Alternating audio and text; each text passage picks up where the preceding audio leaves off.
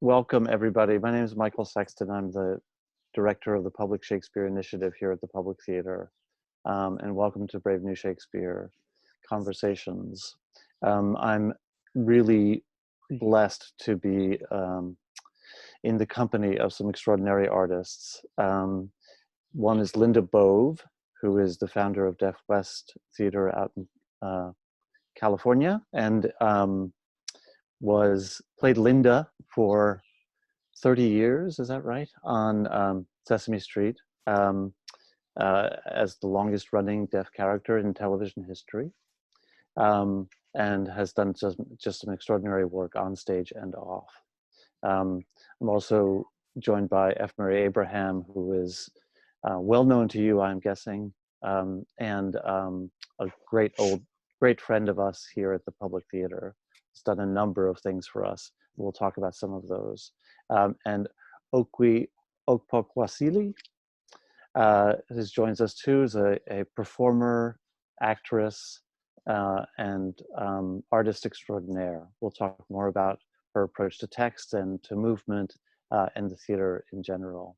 But welcome everybody to today's conversation, and thank you for creating those beautiful videos. I want to ask everybody here about how you hear this speech, in particular from King Lear, and how we think that this speech speaks to our moment and to us, and the challenge that it presents to us as people. The speech that we were discussing is extremely personal and meaningful for me because my father came over here as a child from Syria. They were escaping a plague of locusts. And they would have starved to death if they hadn't been able to come to America. And even now, my Syrian forebears have been pushed out of the country, and they really are houseless heads with looped and ragged, windowed raggedness, unfed sides. And it's not just Syria. It's an exodus all over the world.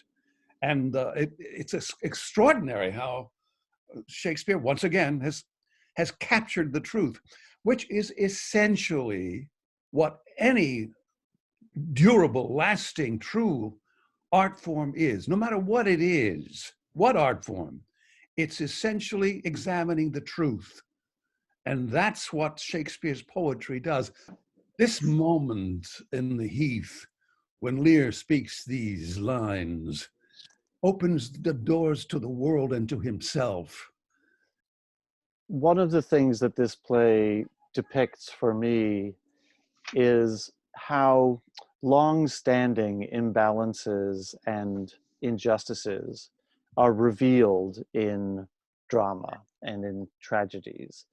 And in a way, the storm that Lear is inside of is something like the storm that we are inside of right now. And you, I know, have done extraordinary work revealing and battling the inequities as regards the deaf community through your work on television and in the theater and elsewhere.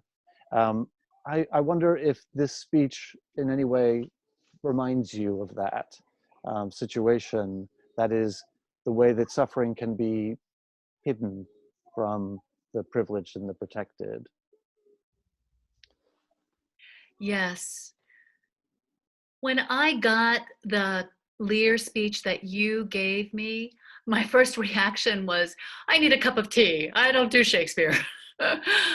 And then I started wondering about, why did you select me to do this? And rereading this simple piece, I found so much application to my life, my childhood growing up, my parents as well, who are also deaf and have gone through so many struggles that then I have had to live through in my life. And it continues, you're right, it continues even though people don't know. And I feel like I've always had to fight, like the poor people that are in this little piece, to get attention, to get rights that are constantly being ignored. And so it's not just one realm. I want to yell out to the world, I'm here. I am in this world, and be a part of the world with me.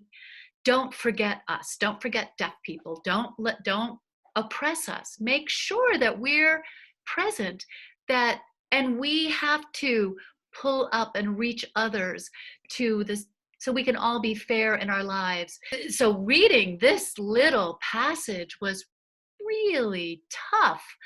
It created such a deeply layered emotional response in me. Thank you very much. Okwui, as someone who creates theatrical work that has a vocabulary that includes physical gesture and dance and music as well as text, and you're an extraordinary actress as well, you have a very, we'll talk a little bit about your approach and your relationship to a text like this.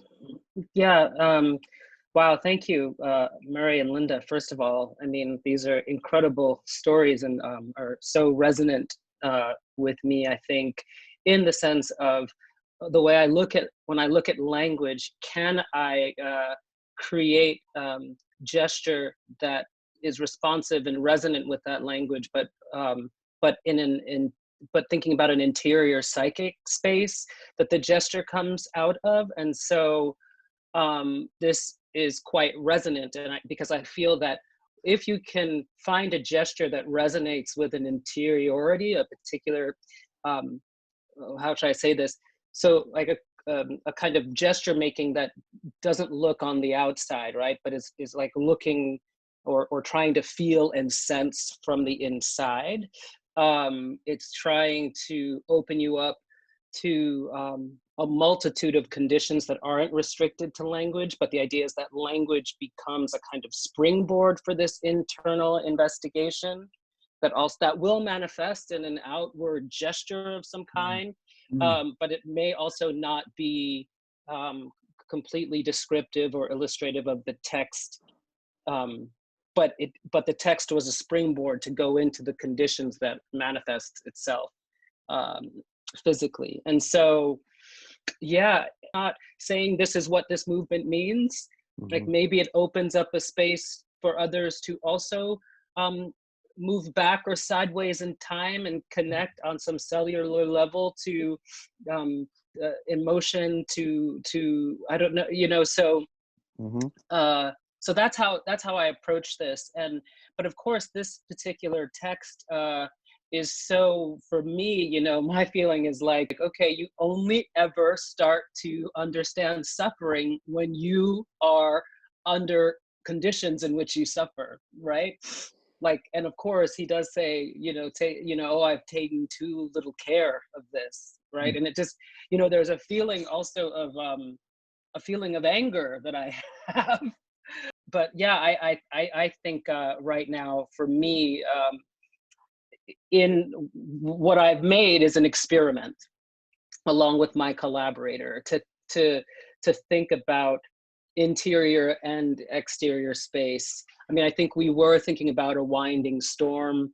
So we were doing, maybe it's a little bit like it was an experiment, you know, Good. To think about the conditions, but also then to think about also the poor naked wretches, right? To give a little bit of space and time to a body in a particular configuration. To me, that where I was exploring, trying to get warm, but being naked. But I want to talk a little bit about the role of the theater and of poetry and dance and other artistic forms in this moment, this particular cultural and medical and political moment. What role is art playing for you right now, both as a consumer, as an appreciator of art, but also as a practitioner? I don't want to sound over dramatic, but it's saving my life is what it's doing. It's reminding me of my humanity. I continue to study, even though I'm ensconced here, but it's a joyful thing because I can't begin to tell you how, speaking of resonance, how the Heath speech, and we're talking about a true tyrant. When I played Lear, he was really he was very dangerous man. He was the king. He could do anything he wanted to. And he did. And I think he abused his daughters. But the point is, if I made him as wildly tyrannical as I could, and then he came back because of this storm, because of what happened to him, it's almost an example for anyone who watches this. It shows them the path. They can come back. They can rediscover their humanity. They can be a better man. They can turn over not only a new leaf, but a new life. It's never too late. And I think the only place this can happen is in the theater. It does affect us individually, person to person, on a very personal basis. We need this. It's a reminder, as I say, of our common humanity. Well, I can't say it better than F. Murray just said it. I felt so connected to every word you were saying, F. Murray, about the importance of art in our lives for humanity. So it doesn't matter where one is, if one is hearing or deaf, or what color the skin we have. I mean, we all are part of this world. Whenever, if you're in another part of the country, Europe, Asia, where I have traveled and experienced art, it doesn't matter. It doesn't matter if we speak different languages or we have different cultures. That human connection that is shared through theater is what we've lost right now. It really makes me feel like I'm starving for parts of my life, for my art, because it's such an important part of my life. It's such a big part of me. Thank you, Linda. Okwui, can you speak to the same question? And also, has this moment changed your practice in any way that you can describe yet? You know, yeah, I have, first of all, I also agree with what Linda and F. Murray were saying about the need for all of these forms of art, for forms that are the result of a creative practice, to share that. We need that, right?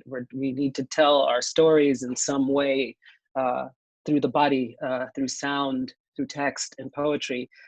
For me, however, I do feel like this this excess of content being generated online through Zoom is actually, it's kind of driving me a little bit crazy. Mm-hmm. And I think there's this expectation